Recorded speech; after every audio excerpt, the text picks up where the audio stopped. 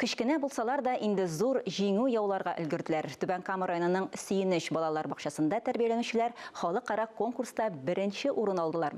Сабыйлар экология темасына багышланган спектакль тәкъдим итте. Әтиздән, ягъни 5 ноябрьдә алар башкалабыз Казанга килә.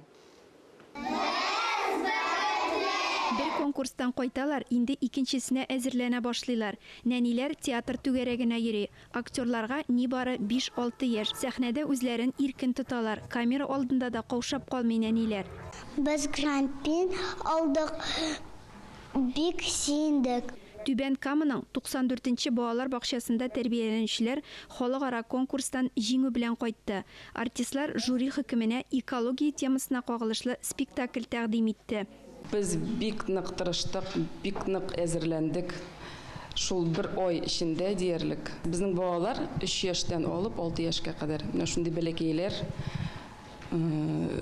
шундый гран-при алдылар.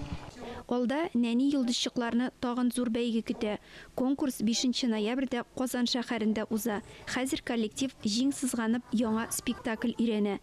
Ләйлә Зайнуллина, Гөлия Нигъматуллина, Рафаэль Ракипов, Татарстан яңалыклары өчен Түбән Камадан.